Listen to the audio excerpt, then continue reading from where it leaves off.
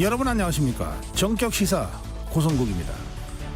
윤석열 대통령이 방송사법에 대해 제2요구권을 행사했습니다. 김경수 전 지사 복권될지 관심이 쏠리는 가운데 오늘 국무회의에서 심의가 진행될 예정입니다. 민주당은 정부가 김형석 독립기념관장 임명을 철회하지 않을 경우 광복절 경축식에 불참하기로 했습니다. 네, 오늘은 국민의힘 시도지사협의회 회장 유정복 인천시장 만나보겠습니다. 과방위 위원장 더불어민주당 최민희 의원도 전화로 만나보겠습니다. 화요일 고정 코너 법학다식 건강 100세도 준비되어 있습니다. 8월 13일 화요일 전격 시사 출발합니다. 네, 전격 시사는 유튜브 라이브로 생방송 함께 하실 수 있습니다. 문자 참여해 주십시오. 짧은 문자 50원, 긴 문자 100원, 샵 9730입니다. 콩 어플 무료입니다. KBS 1라디오 정치경제사회문화 각종 명품 콘텐츠가 여러분을 기다리고 있습니다. 구독과 좋아요 그리고 좋은 댓글로 여러분 함께해 주십시오.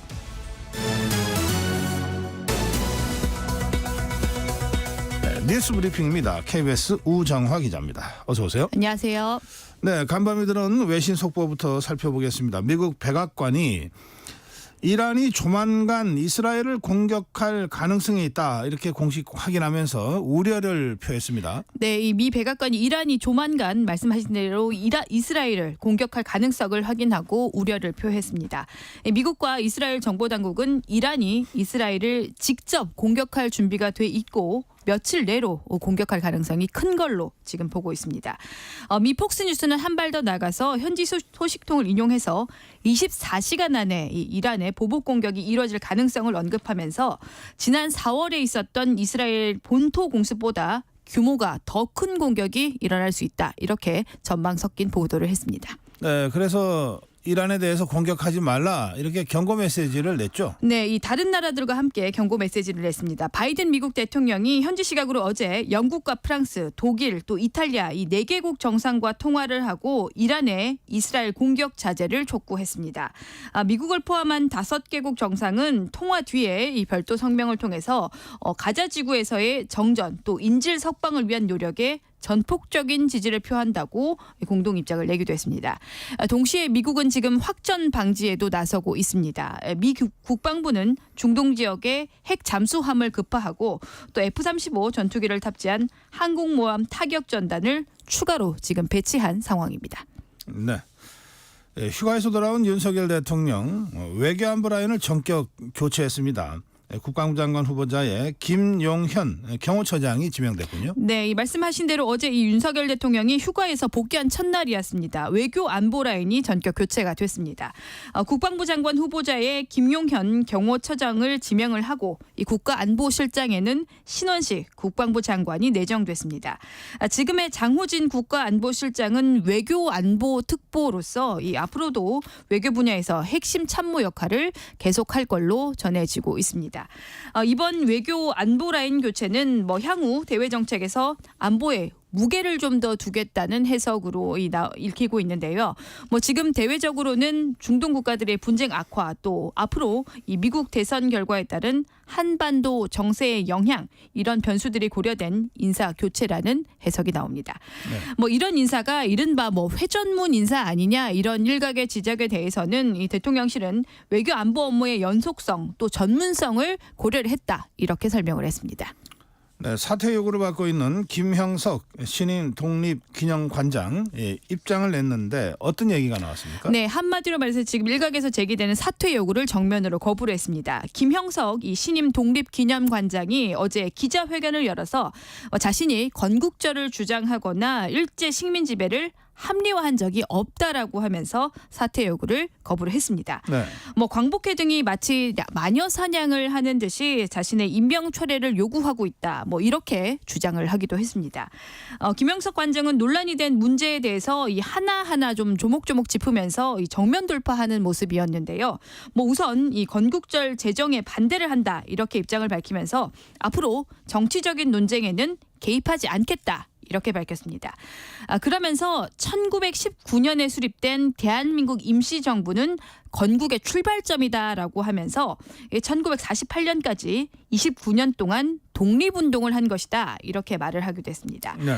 그러면서 뉴라이트가 뭐 독립운동가를 폄훼하고 또 일제 식민 지배를 옹호한다는 의미라면 자신은 뉴라이트가 아니다 이렇게 강조를 하기도 했습니다.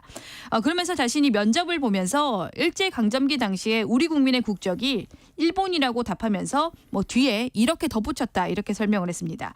국권을 되찾기 위한 독립운동을 한 것이다 이렇게 뒤에 덧붙였다고 해명을 본인이 하기도 했습니다. 네, 김형석 독립기념관장의 입장 발표가 있었습니다. 지금 전해주신 대로. 그럼에도 불구하고 광복회는 정부의 광복절 경축식에 참석하지 않겠다 이런 입장을 여전히 고수하고 있죠. 네, 이 참석하지 않겠다는 입장을 말씀하신 대로 여전히 고수를 하고 있습니다. 이 사퇴를 하기 전까지는 이 참석을 하지 않겠다는 뜻입니다.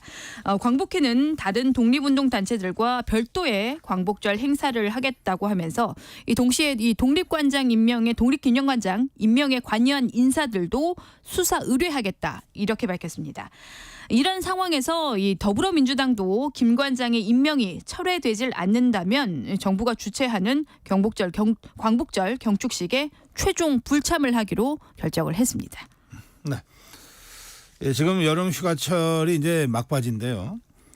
가까운 일본 여행 계획하신 분들이 많으실 겁니다. 그런데 최근에 이 취소하는 사례들이 나오고 있는데 일본에 내려진 대지진 주의보 때문이라고요? 네, 지금 뭐 인터넷 뭐 여행 카페 같은 데서 보면 뭐 고민을 하다가 결국에 좀 손해를 보고 일본 여행을 취소했다 이런 글들을 좀 쉽게 찾아볼 수 있는데요.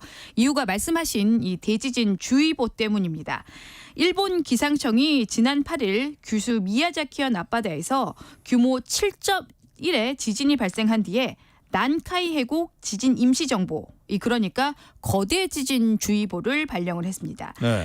수도권 서쪽인 시즈오카현 앞바다에서 규슈 동부 해역까지 이어진 이 난카이 해국에서 100년에서 이 150년 간격으로 발생한다는 대지진이 있는데 이 대지진이 30년 이내에 최대 80%의 확률로 발생할 수 있다. 이렇게 예보를 한 겁니다. 네. 이런 발표 후에 공교롭게도 이 지난 9일에 이 며칠 지나지 않아서 지난 9일에 도쿄 서쪽 가나가와현에서 규모 5.3의 지진이 발생을 했고요. 다음 날인 이 10일에도 홋카이도에서 북동쪽으로 400여 킬로미터 떨어진 곳에서도 규모 6.8의 강진이 잇따라 일어나면서 지금 긴장감이 높아지고 있는 상황입니다. 네. 뭐 우리 외교부는 일단 이 지역에 대한 여행 경보 상향 여부 등을 지금은 검토 중이다 이렇게 밝히고 있습니다. 네. 최근 유튜브 영상 중에 좀 논란이 된 영상이 있습니다. 임신 36주 차, 36주 차에 임신 중절 수술을 받았다 이런 영상이 올라왔어요. 근데 이게 차마 그럴 수 있느냐, 이 조작 아니냐 이런 논란도 됐는데 경찰이 수사 들어갔고 이게 사실로 밝혀졌다고요. 예, 말씀하신 대로 경찰이 조사를 해보니까 최종적으로 사실로 밝혀졌습니다. 이 문제의 영상이 지난 6월에 올라왔습니다.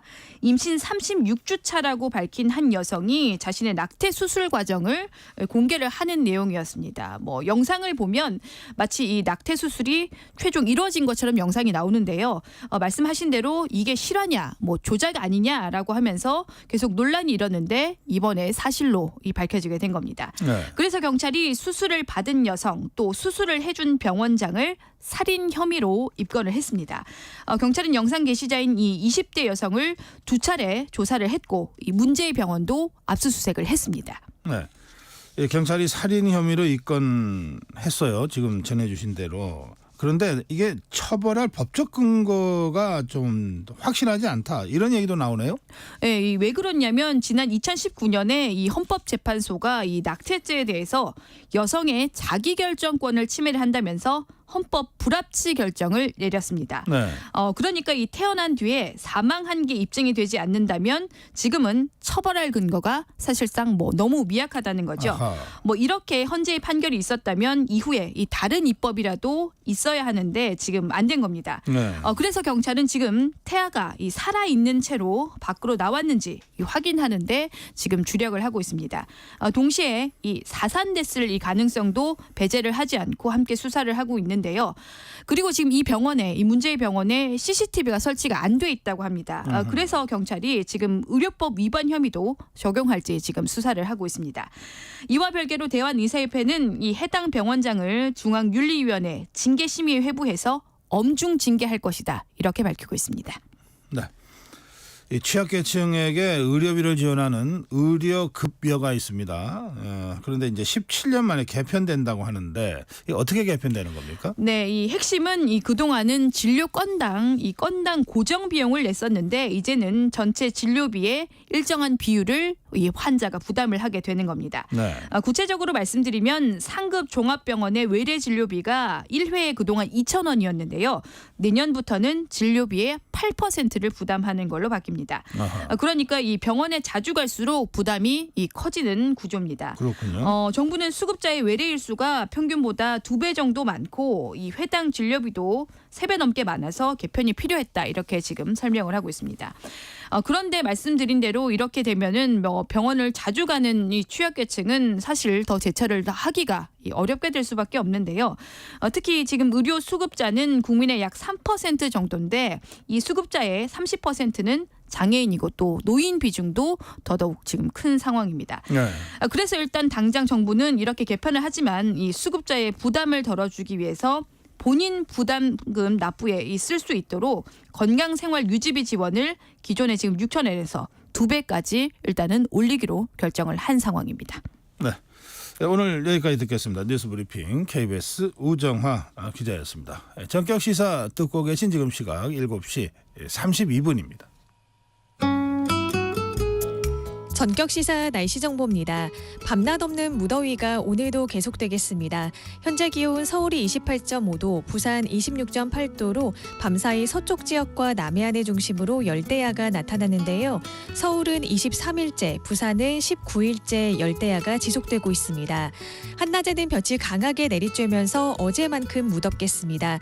특히 동풍이 태백산맥을 넘으면서 뜨겁고 건조해져 서쪽 지역은 더 덥겠습니다. 낮 기온 경기도 고양이 37도까지 치솟겠고요. 서울과 춘천, 청주와 대전, 전주 35도, 대구 34도까지 오르겠습니다.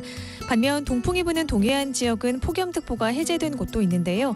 양양이 31도, 포항 30도로 동해안은 30도 안팎에 머물겠습니다. 현재 일부 서쪽 지역에 소나기가 내리는 곳이 있습니다. 오늘 밤까지 수도권과 강원 내륙, 충청과 호남, 제주도에는 5에서 40mm 안팎의 소나기가 내리는 곳이 있겠습니다. 천둥, 번개가 칠 수도 있겠고요. 시간당 20-30mm로 강하게 쏟아질 수 있겠습니다. 소나기만 아니라면 오늘 전국 하늘에 가끔 구름만 많겠습니다. 지금 서울의 기온은 28.5도입니다. 지금까지 날씨 정보의 조하늘이었고요. 이어서 이 시각 교통 상황을 KBS 교통정보센터의 공인혜 씨가 전해드립니다. 네, 이 시각 교통정보입니다. 일찍부터 하루를 시작하는 분들로 도로가 부쩍 분주합니다. 제2경인고속도로 성남 방향으로 남동 1차로에서 추돌 사고도 처리 중인데요. 뒤로 문학에서 서창 분기점 쪽 이동 더 어려워졌고요. 신천에서 광명 터널까지도 내내 정체입니다. 수도권 제일순환선은 차도 많고 상황도 많은데요. 일산에서 판교 방향, 계양에서 송내 사이로 길게 더디다가 장수 진출로 사고로 막혀 있습니다. 이후로도 조남 분기점 1차로의 작업 여파 1대 6km 구간에서 크게 봤고요. 구리에서 판교 방향도 구리 나들목에서 상일, 성남 요금소부터 판교 분기점 쪽으로 길게 정체 서행합니다. 영동선 강릉 방향 모두 20여 킬로미터 구간 답답한 가운데 용인에서 양지 터널 쪽 운행 가장 어렵고요. 서울시내는 내부수단도로 성수 쪽 정릉 터널을 막 나온 안전지대에 걸쳐 차량 화재 사고 처리하고 있습니다. KBS 교통정보센터였습니다.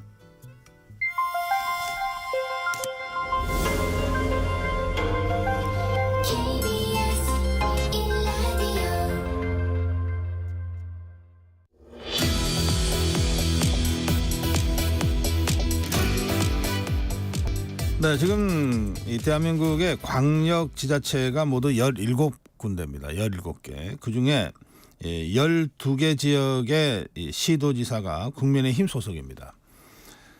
12명의 국민의힘 소속 시도지사들이 지난달 말에 국민의힘 시도지사 협의회를 발족했습니다. 당 정에 대해서 적극적으로 좀 의견을 개진하겠다. 이런 취지로 알려졌습니다. 국민의힘 시도지사 협의회 회장을 맡고 계시는 유정복 인천시장 모셨습니다. 시장님 안녕하세요. 네, 안녕하세요. 원래는 여야 전체를 다 아우르는 시도지사 협의회가 있죠. 있습니다. 가끔 대통령과도 네. 만나고 하는. 그건 이제 중앙지방협력회의라고 네. 해서 1년에 몇 번 회의를 합니다. 대통령과 시도지사 장관들이. 네. 그건 이제 여야를 막론하고 네. 17개 광역단체장이 구성원으로 되어 있습니다. 근데 이번에 국민의힘 소속 시도지사만 12명이 따로 그렇습니다. 협의회를 구성했는데 이건 처음인 것 같은데요. 처음이죠. 네. 이렇게 된 부분은 바로 우리 시도지사들이 지역의 행정 책임자이기도 하지만은 많은 지역의 유권자로부터 선택받은 주요 정치인들입니다. 따라서 나라가 잘 되고 또 소속 당이 잘 돼서 국가 발전이 이루어지도록 해야 되는 것은 어떻게 보면 당연한 정치인으로서의 네. 책무다. 그런데 그동안 이런 부분들이 당 소속 시도지사 협의회가 없다는 것은 사실상의 역할을 그동안 못해온 거 아니냐. 아하. 이런 인식하에서 이번에 국민의힘 시도지사 협의회가 발족되게 된 것입니다. 그렇군요. 이 12명의 시도지사 협의회 면면을 보면 뭐 대권주자, 잠재적 대권주자로 언론에서 보도하는 사람들이 여럿 있습니다. 우선 서울시장 오세훈 시장도 대권주자고 대구시장 홍준표 시장도 대권주자고 우리 협의회 회장 맡고 계시는 유정보 시장도 여권에서는 대권주자로 지금 거론되기도 하고. 그러니까 이 면면이 그래서 지금 국민의힘만 보면 좀 왠지 좀 왜소하다 이런 느낌을 받는 분들도 계시는데 12명의 시도지사를 쫙 펼쳐놓고 보니까 야 이게 저 여권에 이렇게 사람이 많나 뭐 그런 말씀하시는 분도 계시더라고요. 우리 국민의힘이 지금 집권당 아닙니까? 예. 그런데 총선에서 패배해서 지금 국회가 그야말로 대단히 어려운 상황 속에서 당이 운영되고 있기 때문에 네. 어떻게 보면 지역 지방 행정 또 지역 정치를 책임지고 있는 12명의 시도지사는 굉장히 큰 힘입니다. 네. 바로 이 힘이 제대로 발휘된다면은 집권 여당의 큰 힘이 될 수가 있고 네. 또 당도 이 힘을 바탕으로 해서 국회에서 좀 더 원활하게 의정활동도 할 수 있고 이런 모습이 되지 않겠습니까? 네. 누가 처음에 이런 거 한번 해봅시다라고 제안했습니까? 네, 저는 오랫동안 이제 정치권에 있었고 네. 다양한 경험을 갖고 있기 때문에 그 필요성을 얘기했고 네. 제가 그리고 대부분의 시도지사들이 이의 없이 공감대가 형성된 것이죠. 아하. 네. 예. 그럼 우리 저 유정보 시장님이 처음에 발의를 했다 이렇게. 예, 그렇습니다. 아, 그렇군요. 그래서 회장이 되신 건가요? 뭐 시도지사들이 제가 맡아서 해주는 예. 게 좋겠다고 의견을 모아주었습니다. 그런데요. 이제 이 선출된 정치인 출신들이 대다수지만 동시에 공무원 신분이잖아요. 네. 그래서 이 정치 중립 의무라고 하는 게 있지 않습니까? 이것하고 이렇게 좀 배치될 위험성에 대해서 걱정하는 분도 계십니다. 그건 그렇지 않은 게요. 네. 시도지사들이 선출직 정치인입니다. 네. 그러나 행정권을 갖고 있기 때문에 대통령 선거나 총선에 선거운동을 할 수 없도록 되어 있는 겁니다. 네. 그러나 정치적 신분을 갖고 있기 때문에 심지어는 대선 후보로 나가지 않습니까? 그거보다 정치적 그렇죠. 중립 문제를 얘기할 수 있습니까? 그러니까 분명한 정치인이고 활동을 하되 다만 대선이나 총선 때에는 선거운동을 자제하도록 제한하도록 되어 있을 뿐이지 정치적 신분이 뭐 있는 것은 분명한 사실이죠. 선거 개입만 그렇습니다. 네. 안 되는 거지 나머지 정치 활동은 다 된다. 총선이나 대선에 선거운동을 하지 못한다 하는 제약이 있을 뿐이죠. 네. 그러니까 다른 사람의 선거 운동. 본인이 네. 출마할 때는 그렇습니다. 예. 도지사나 시장직을 유지한 채 경선까지는 할 수 있잖아요. 그렇습니다. 대선도 나갈 수 있고 네. 기타 자기의 정치적 행보는 뭐 제약을 받지 않죠. 알겠습니다. 자, 그래서 앞으로 이 시도지사 협의회, 국민의힘 소속 시도지사 협의회가 어떻게 움직이는가를 이제 정치권에서 굉장히 주목하고 있는 것 같은데요. 어떻게 움직일 계획이십니까? 뭐 발족 취지 그대로 네. 우리 시도지사들이 역할을 다해서 당과 나라가 발전되는데 우리가 충분히 그 책임성을 갖고 일해야 되겠다 하는 취지고요. 이것은 당이 제대로 갈 때 그 부분에 대해서 응원하고 또 격려하고 네. 또 그러나 민심과 괴리가 있을 때는 이 부분에 대해서 의견 개진을 통해서 바르게 갈 수 있도록 하고 또 나아가서는 대통령과 당이 잘 조율을 해가면서 당정 화합이 이루어지도록 해서 당원과 국민의 사랑과 신뢰를 받는 그런 정치가 되도록 해야 되는 것이 가장 본질적인 목표이자 네. 우리의 책임이죠. 그러면 대통령과의 회동도 추진하십니까? 우선은 당과 협의를 통해서 이런 문제들을 논의할 겁니다. 네. 그럼 당과 협의를 한다면 뭐 최고위원회의 참석 얘기도 있던데요.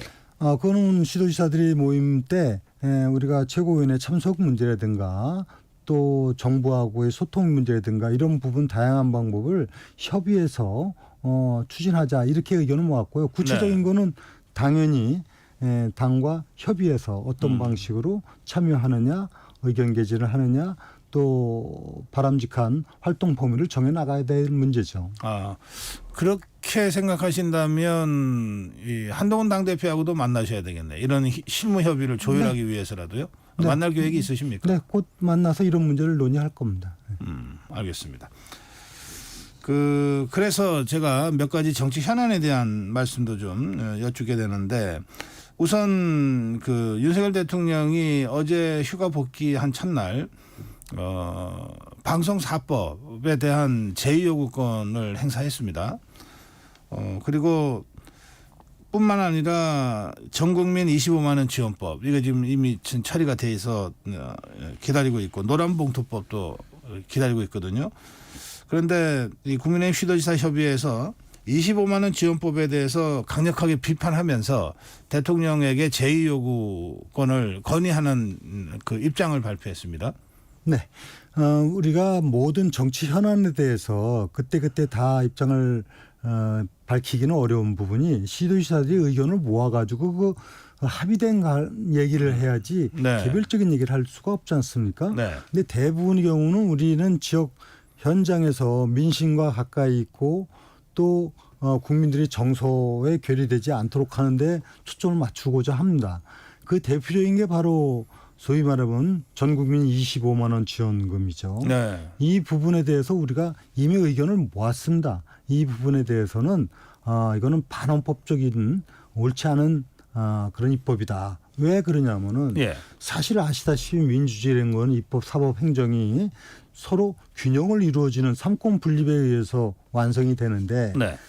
국회는 정부가 편성한 예산을 심의 의결하는 곳이지 예산을 편성하는 즉 법으로다 예산을 지원하도록 하는 입법 조치를 한다는 것은 이것은 상권 분립에 정면 위배된다. 어허. 즉 반헌법적이다. 만약에 이런 식으로 국회가 모든 예산을 편성하는 것을 입법화한다면은 그러면은 국회가 입법권뿐만 아니라 행정권까지도 갖는 예산 편성권까지도 갖는 이거는 그야말로 입법 만능주의에 적게 되기 때문에 네. 이런 부분은 맞지 않다. 물론 이 전국민 지원금이 갖는 효용성 문제라든가 재원 문제도 있지만은 기본적으로 민주주의의 기본 질서에 반한다.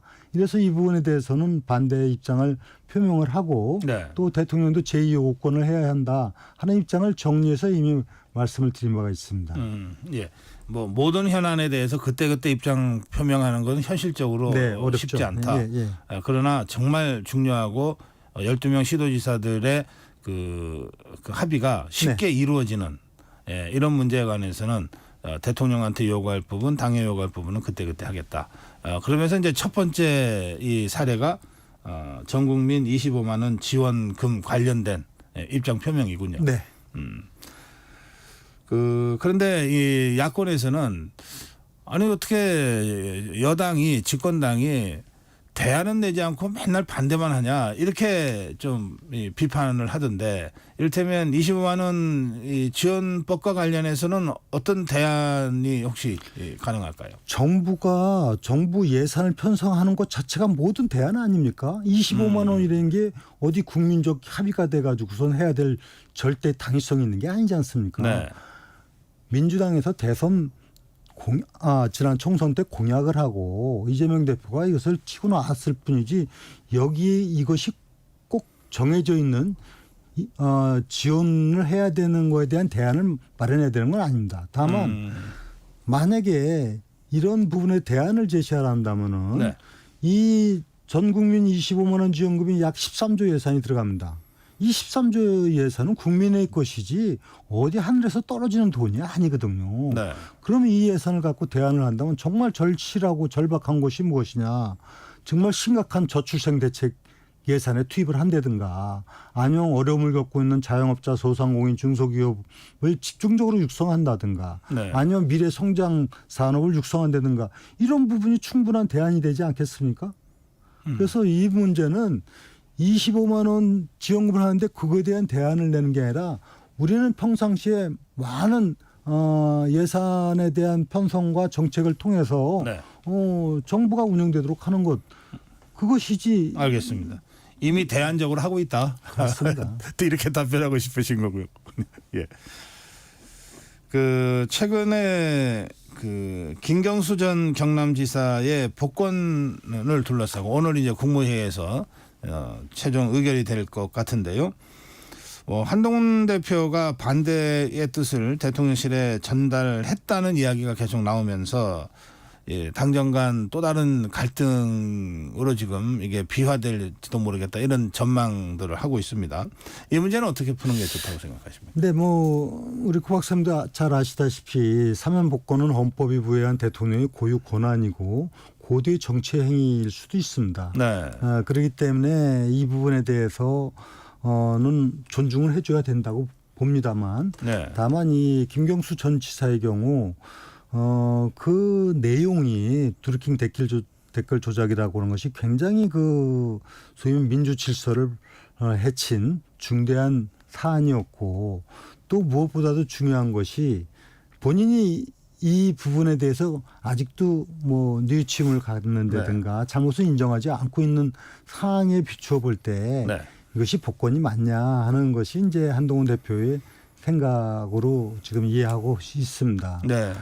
그러나 이것이 또 당정 간의 갈등으로 비춰지는 부분은 바람직하지 않기 때문에 사전에 이런 문제들은 좀 협의가 돼서 당정 갈등이 아닌 방향으로 네. 결정이 됐으면 하는 아쉬움이 있습니다.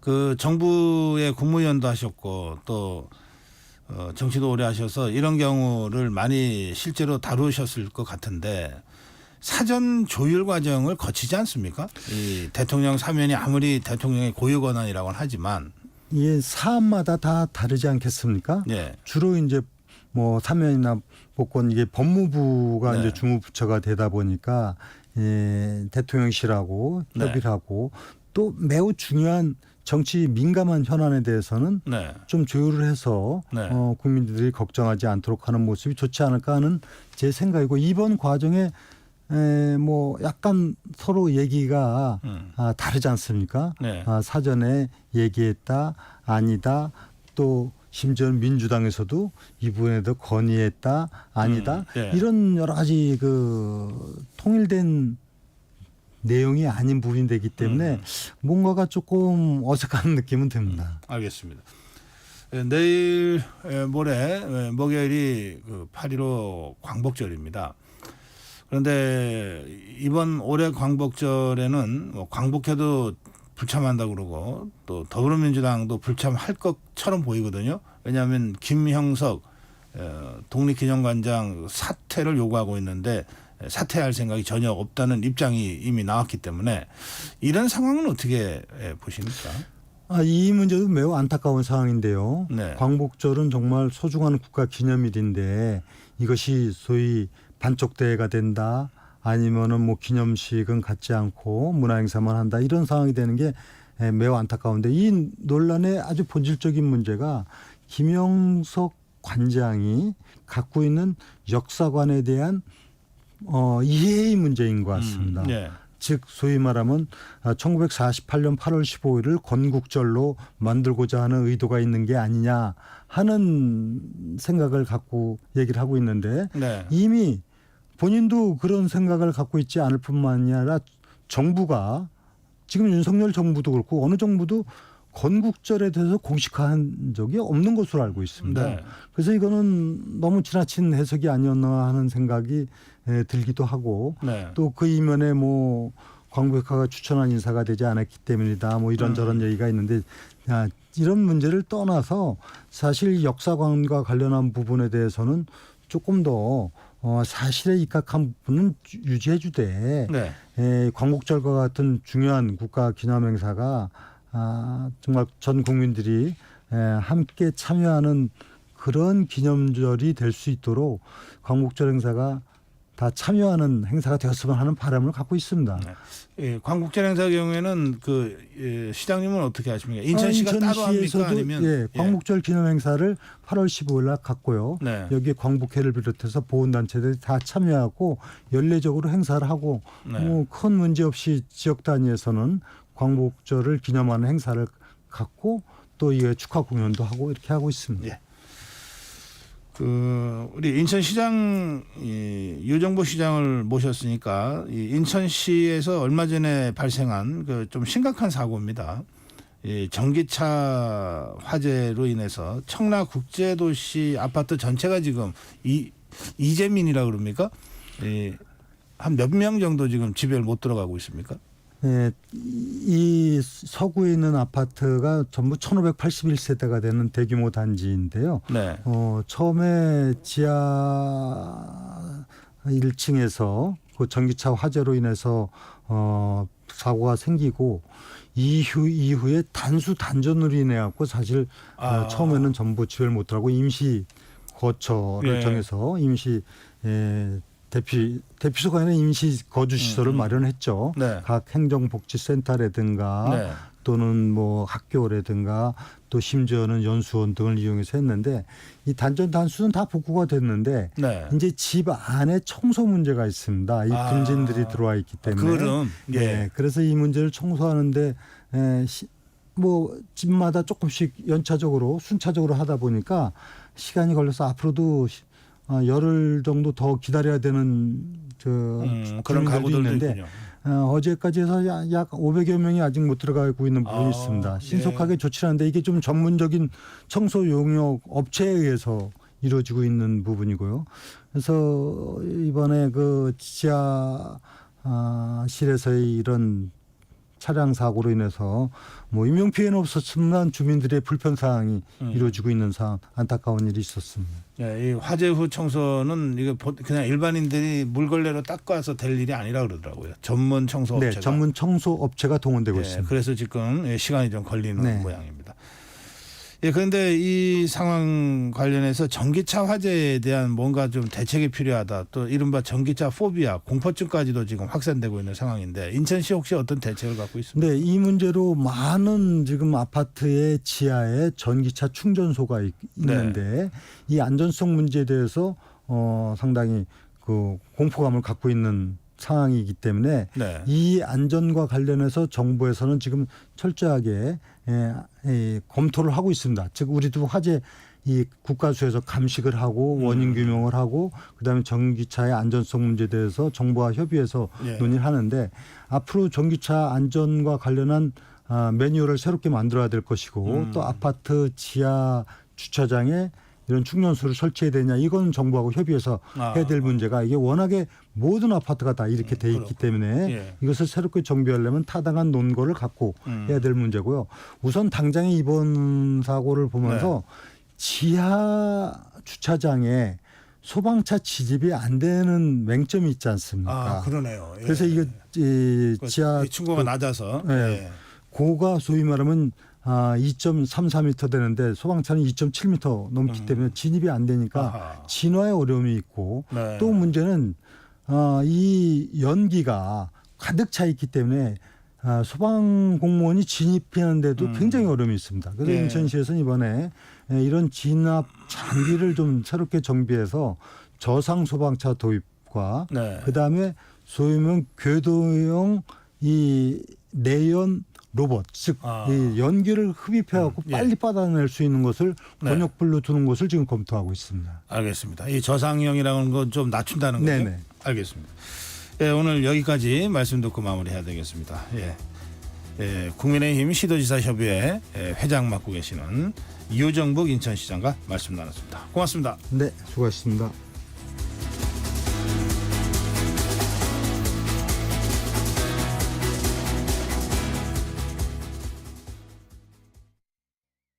뜻하지 않은 임신으로 출산에 대한 고민을 하고 계신가요? 혼자 감당하기 어려운 분들, 신원을 밝히고 출산하기 어려운 분들을 위해 정부는 지난 7월 19일부터 위기 임산부 상담을 시작했습니다. 위기 임산부 통합 상담 전화 1308로 전화 주세요. 24시간 전국 어디서나 가까운 상담기관에서 맞춤형으로 상담받으실 수 있습니다. 비밀은 철저히 보장됩니다. 위기 임산부 상담 전화 1308 꼭 기억해 주세요. 정부는 우리의 소중한 아이와 임산부를 위해 최선을 다하겠습니다. 보건복지부. KBS 라디오 기후위기 대응 캠페인 지구를 안녕하세요. 저는 기후변화 청년단체 GEYK에서 부대표로 활동하고 있는 김선율입니다. 아프리카 차드에서 온 청년 활동가를 만났었는데요. 그 친구는 기후변화가 심해져서 자기네 나라에 물이 사라졌고 그래서 자기네 마을의 부족들이 오랫동안 아프리카 대륙을 떠돌고 있다라는 얘기를 제게 해주었습니다. 내가 여태까지 알고 있었던 기후변화와 환경 문제는 굉장히 표면적이었던 것이구나 라는 생각이 들어서 부끄러움과 수치심을 감출 수 없었습니다. 다양한 지역에 방문해서 기후변화와 재난과 관련된 활동들을 할 때마다 내가 머리로 알고 있는 기후변화 피해가 다가 아니라는 생각을 여실히 하고 있습니다. 사실 기후변화는 어떻게 보면 시스템의 문제라고 할 수 있습니다. 정책의 문제이고 더 큰 범주에서 해결해야 하는 문제라고 많은 분들이 생각하실 겁니다. 하지만 그게 개인의 실천이 아무런 의미가 없다는 이야기는 아닙니다. 기후총선, 기후대선이라는 말로 불렸던 투표에서부터 여러분들이 직접 필요한 정책들을 제안하고 내가 일상 속에서 생기는 고민들을 기후변화와 함께 생각하는 다양한 활동들을 할 수 있습니다. 개인의 변화만이 시스템의 전환을 이끌어낼 수 있습니다. 사실은 이런 활동을 하다 보면 너희가 뭘 알고 있느냐, 너희들이 하는 활동이 굉장히 미약하다라고 여겨지는 경우가 굉장히 많은데요. 지금 이 시대를 살아가고 있는, 앞으로도 살아갈 새로운 원동력들이 이 변화를 요구하고 있다는 걸 잘 알아주시면 좋을 것 같습니다. 뜨거워지고 있는 지구. 지금 우리의 문제입니다. KBS 라디오 기후위기 대응 캠페인 지구를 지켜라 였습니다.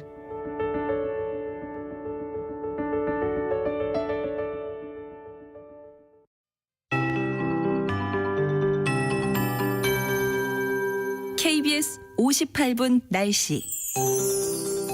오늘 하루도 무더위를 잘 이겨내셔야겠습니다. 어제만큼 무덥겠습니다. 현재 기온 서울이 29.4도로 지난 밤 사이에도 열대야가 나타나면서 서울은 23일째 열대야가 지속되고 있습니다. 오늘 아침 출근길도 후텁지근하게 시작하고 있는데요. 한낮에는 구름 사이로 볕이 강하게 내리쬐면서 불볕더위가 이어지겠습니다. 동풍이 태백산맥을 넘으면서 뜨겁고 건조해져 서쪽 지역은 더 덥겠는데요. 낮 기온 경기도 고양이 37도까지 치솟겠고요. 서울과 춘천, 청주와 대전, 전주 35도, 대구 34도까지 오르겠습니다. 반면 동풍이 부는 동해안 지역은 30도 안팎으로 폭염특보가 해제된 곳도 있는데요. 낮 기온 양양이 31도, 포항 30도가 예상됩니다. 오늘 전국 하늘에 가끔 구름 많은 가운데 밤까지 중부지방과 호남, 제주도에는 소나기가 내리는 곳이 있겠습니다. 소나기가 내릴 때 천둥, 번개가 칠 수 있겠고요. 시간당 20-30mm 안팎으로 세차게 쏟아질 수 있겠습니다. 내일도 서쪽 지역을 중심으로는 소나기가 내리겠고요. 내일부터 금요일까지 제주도에는 가끔 비가 내리겠습니다. 이번 한 주 동안에도 폭염은 계속되겠습니다. 건강관리 잘하시기 바랍니다. 현재 서울의 기온은 29.4도, 습도는 79%입니다. 조하늘입니다.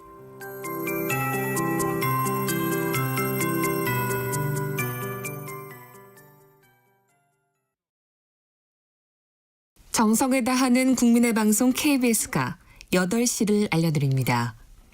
AM 711kHz, FM 97.3MHz, KBS 1라디오입니다. HLKA.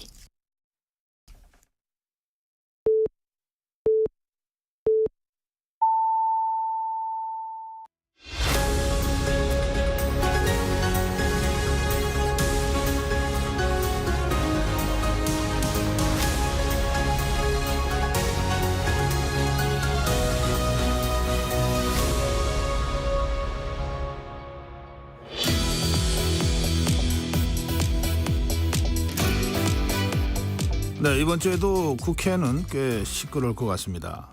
청문회 전국이 계속될 것 같습니다. 특히 국회 과방위원회 내일 방송장악 2차 청문회 그리고 21일에는 3차 청문회까지 검토되고 있다고 전해집니다. 네, 오늘 이 시간 국회 과방위원장 더불어민주당 최민희 의원 전화 연결해서 말씀 듣겠습니다. 의원님 안녕하십니까? 예, 안녕하세요. 정말 오랜만입니다. 네, 오랜만입니다. 예, 진짜 오랜만이네요. 그러세요. 예. 예. 과방위가 회의를 가장 많이 한 상임위로 보도된 거 본 적이 있습니다. 네. 그렇게 할 일이 많습니까? 우선은 방송 장악이 최대 이슈라 네.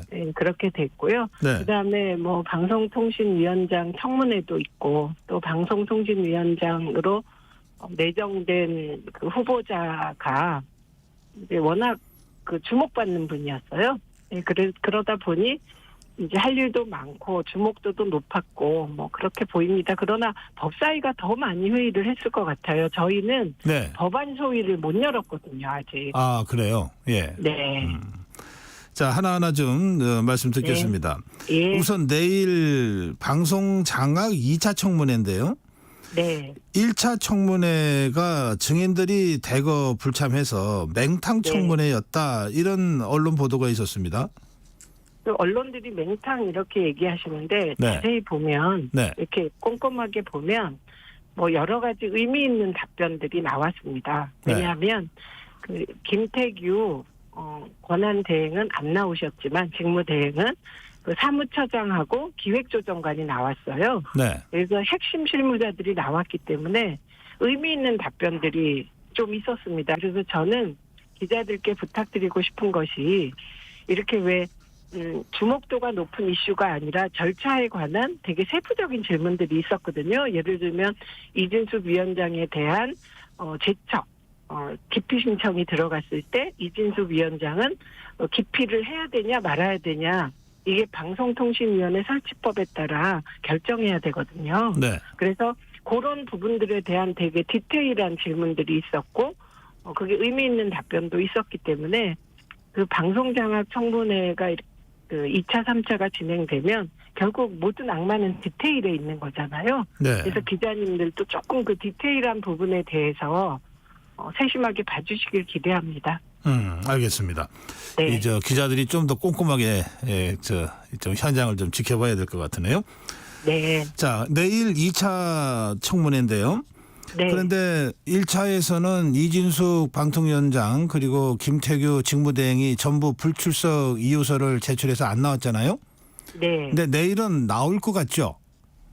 저는 일단 이진숙 위원장은 탄핵 상태이잖아요. 네. 네, 그렇기 때문에 뭐 나오시면 좋지만 뭐 안 나오실 수도 있다고 판단했습니다. 네. 여러 가지 처지상. 근데 김태규 직무대행은 지난 1차 청문회에 나오셔야 되는데 안 나오신 이유가 보통 증인이 국회에 출석할 때 일주일 전에 출석 요청서가 본인에게 전달돼야 돼요. 네.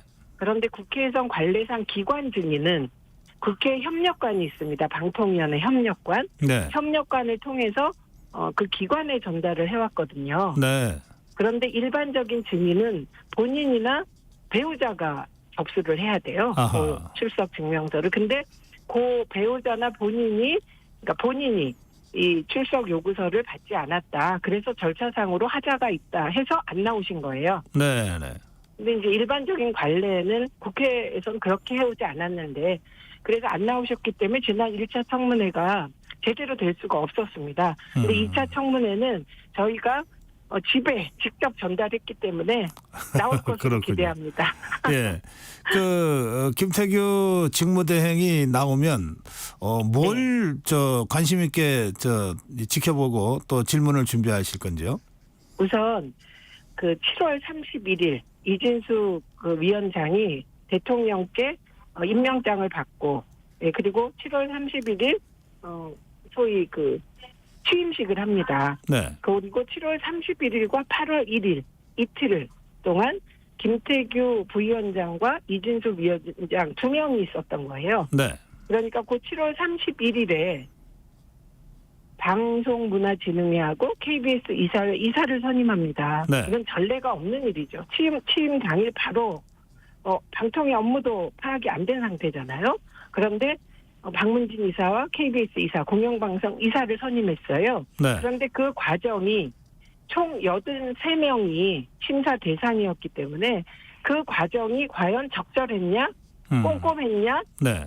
제대로 뽑았냐, 부적격 인사는 없었냐, 그리고 이진수 위원장에 대한 기피 신청은 정당한 절차를 통해서 기각됐나 등등을 살펴보게 되는 겁니다. 그래서 네. 방송 장악 청문회다 이렇게 얘기가 된 거예요.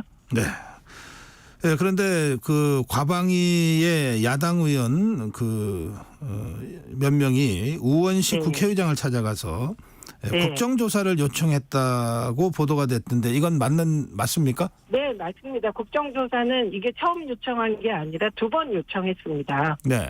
네, 저희가 청문회로 시작을 하게 된 것은 국정조사가 결정하는데 의장님과 민주당 원내가 국정조사를 일단은 의사결정을 하겠다.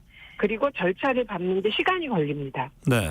그래서 그 사이에 방송장악 청문회를 먼저 하는 게 어떻냐 이렇게 제안을 받았고 원내에서 네. 그래서 저희는 시작을 한 거고 그러나 국정조사 요구는 유효한 겁니다. 그래서 의장께 2번에 걸쳐서 어제가 2번째 요청이었어요. 네. 예. 그 국회 청문회도 하고 국정조사도 하고 이제 동시 병행한다는 말씀이신데요. 국정조사가 시작되면 청문회는 중단됩니다. 아, 그래요? 예. 네, 네. 통상 국회에서는 여야가 합의해서 국정조사하고 그러지 않나요? 그렇습니다. 그래서 청문회는 상임위 차원에서 의결로 할 수 있는데 네. 국정조사는 여야 합의로 되는 것이 완전체로서 하는 게 좋잖아요, 뭐든지. 네. 예, 그렇기 때문에 의장께서는 가능한 여야가 합의해 와라.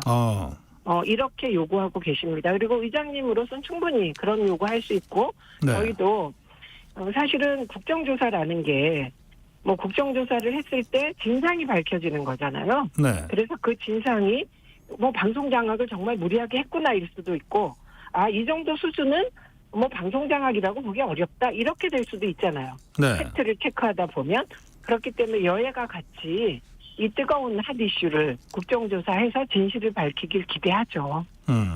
알겠습니다. 예.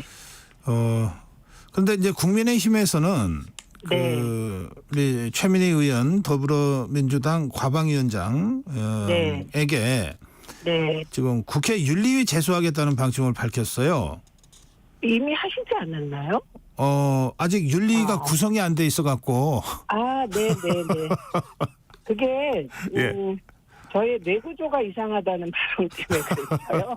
그런데 사실은 저로서는 직설적인 합법을 피한 표현이었고요. 네. 생각하는 방식이 이상하다 이런 것의 은유적 표현이었는데 그건 딴 게 아니라 네. 위안부 건에 대해서 저는 이 위안부 문제는 일제의 반인륜적 만행이라고 저도 생각하고 국민 대다수가 그렇게 생각해서 저는 그냥 편하게 물어본 거예요. 네. 이건 그냥 답변을 하겠지. 이게 강제적이었냐 자발적이었냐 이렇게. 그런데 논쟁적 사안이라서 답을 못하겠다. 그리고는 나중에는 개별 사안에는 답하지 않겠다. 그리고 일본에 관한 질문들에 그런 식으로 답변했고 한일 동맹이다 이런 표현을 자유주의 동맹이다 이런 표현을 써서 어떻게 한국과 일본이 동맹일 수 있냐. 일본이 끊임없이 독도 분쟁을 일으키려고 하는데 네. 그런 질문들이 있었어요. 자위대 한반도 진출 등등 이런 것에 대하여 명확히 답변을 안 해서 제가 뇌구조가 이상하다고 말했고 저는 이걸 철회해야 할 생각이 없습니다. 윤리위 제소하시더라도 저는 윤리위에 가서도 왜 그 말을 했는지 저는 당당하게 밝히겠습니다. 이건 처리하지 않겠습니다. 네. 대한민국 국무위원급의 장관급 방통위원장은 적어도 위안부 만행에 대해서 반인륜적 만행이다. 이건 강제적인 것이고 이건 있을 수 없는 일이어서 일본은 위안부 문제에 대해서 늘 사과하고 참여해야 한다는 입장 가져야 된다는 게 제 소신이거든요. 네, 알겠습니다. 네. 네, 그런데 이제 지금 최민희 과방위원장과 쭉 지금까지 한 10분 정도 이제 말씀을 나눴는데요. 이게 전부 네. 방송과 관련된 주제잖아요. 네. 그런데 과방위는 방송만 있는 게 아니라 과학 쪽이 있지 않습니까? 네, 그렇습니다. 예. 그래서 이 과학 쪽은 특히 민생과 좀 직결된 여러 현안들이 있는 곳이고요. 미래 먹거리와도 연계가 돼 있습니다. 그러니까요. 그래서 예, 예. 이제 답답해서 아마 국민의힘 최수진 의원이 아예 과방위에서 과학위원회하고 방송통신위원회를 별도로 분리하는 국회법 네. 개정안을 발의하겠다 이렇게 예고를 했습니다. 위원장님 어떻게 생각하세요? 이건 이제 정부 조직 개편하자는 건데요. 네. 저는 과학 기술은 산자위로 가거나 저 개인 생각이 아니면 교육과 같이 가야 된다고 생각해요. 아하. 예, 그리고 방송통신은 사실 문화체육하고 하는 게 맞습니다. 이게 네. 제가 19대 때 위원 활동할 때 문방이었거든요. 네. 네.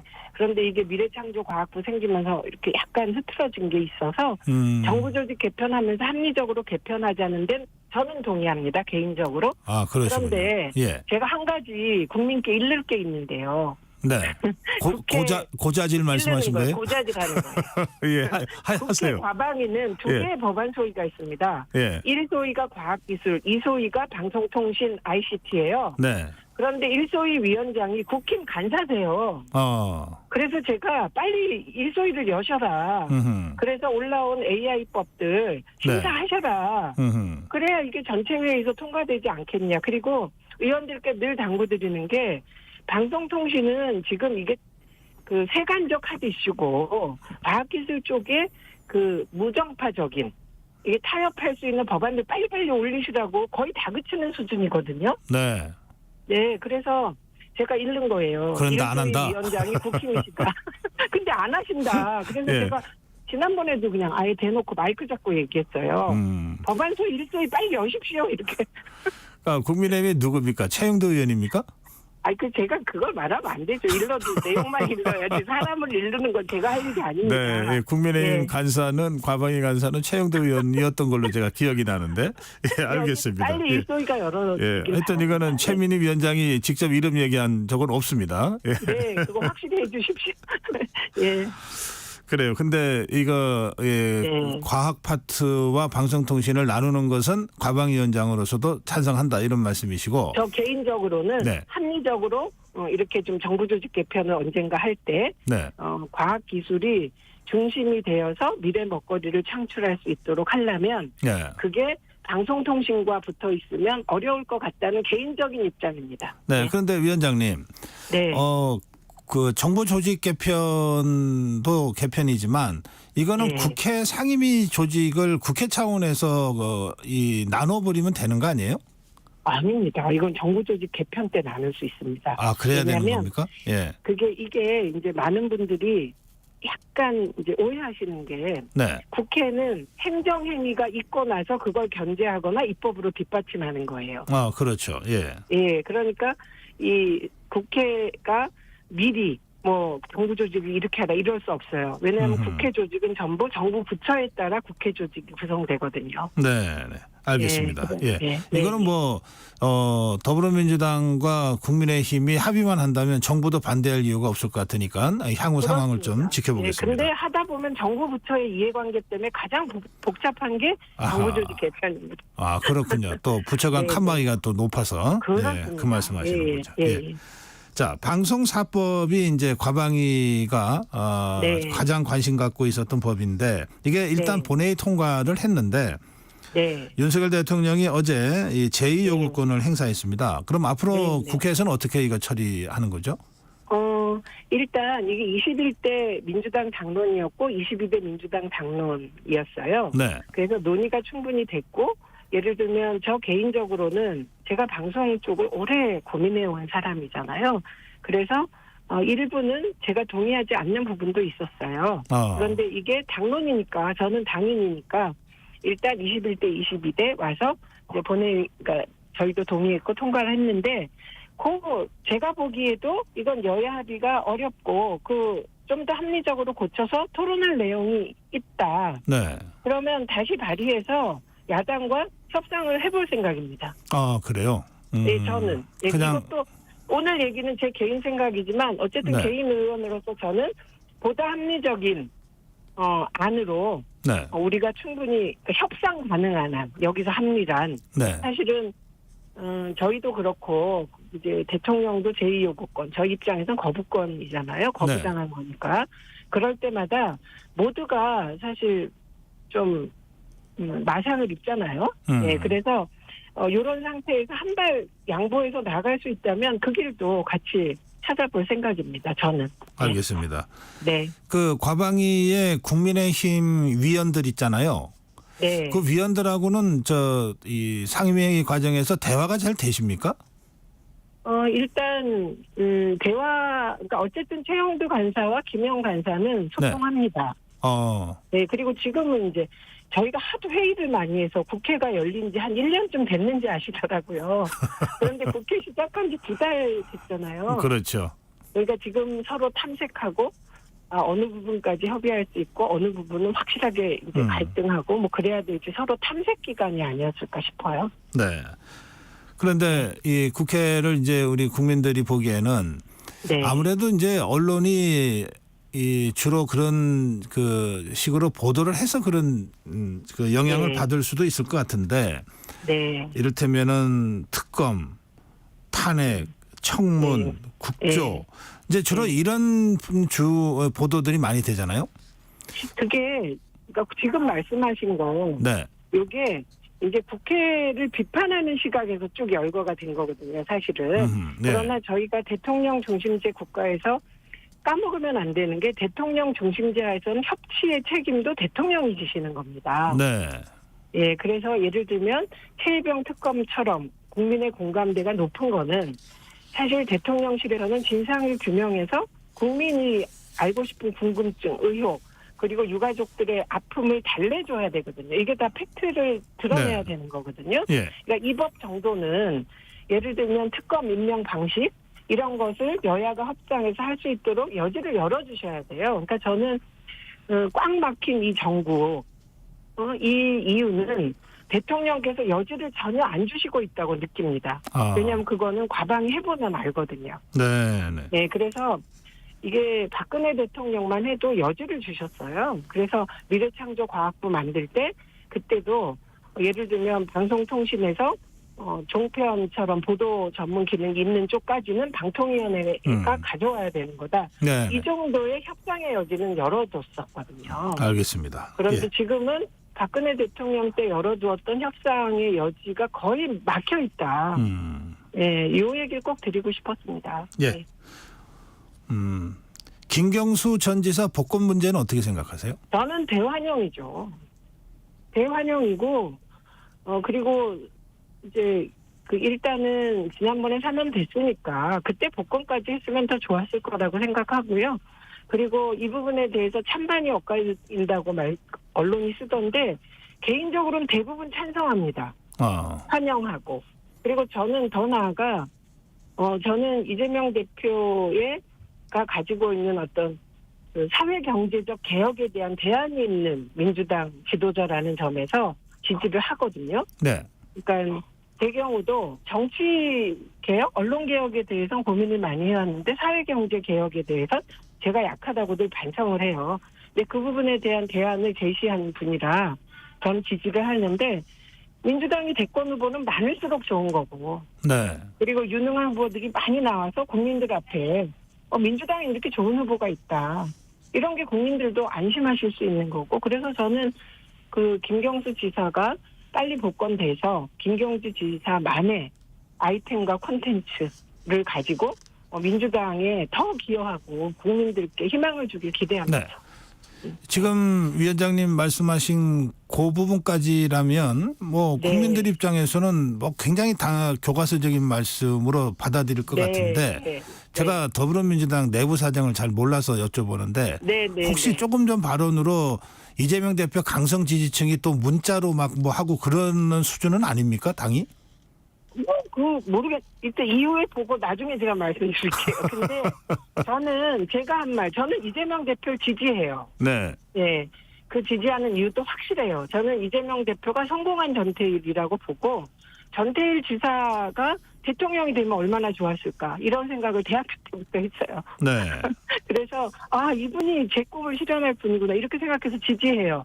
그런데 다른 후보들이 하나도 없고 이재명 대표 혼자 경선을 하고 이렇게 하면 그게 민주당에도 도움이 안 되고 국민께도 희망을 미래의 희망, 더 미래의 희망을 못 주실 것 같아서 이에 대해서 뭐 메시지 오면 제가 다 답하거든요. 예. 이건 제 소신입니다. 이렇게 답하겠습니다. 근데 바빠서 메시지를 요즘 못 봐요. 예, 마지막 질문이 되겠어요. 네. 지금 최고위원 경선도 같이 진행하고 있는데 네, 정봉주 네. 후보가요.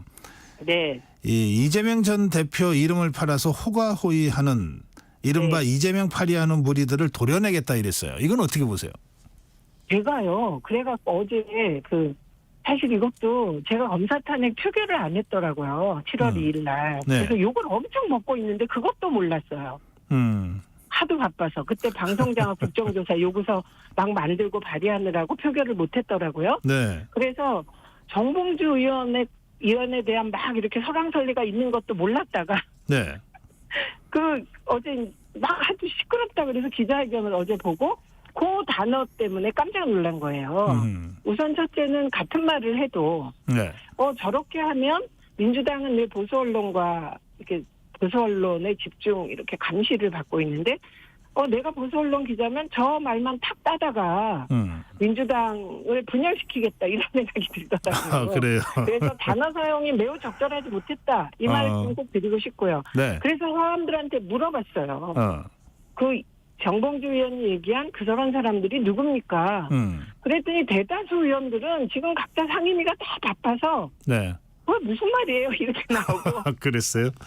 그리고 아주 고관여층 있잖아요. 예. 우리 핵심 당원들 남양주가 화도수동 호평성내 핵심 당원들한테 물어봤더니 다들 그 이전에 그 단어 사용에 대해서 알겠습니다. 예. 열을 받고 있는 그런 상황이더라고요. 제가 그것도 알아보겠습니다. 네. 취재중이에요. 오늘 여기서 마무리해야 되겠습니다. 오늘 말씀 잘 네. 들었습니다. 네, 고맙습니다. 네, 국회 네. 과방위원장 최민희 의원이었습니다.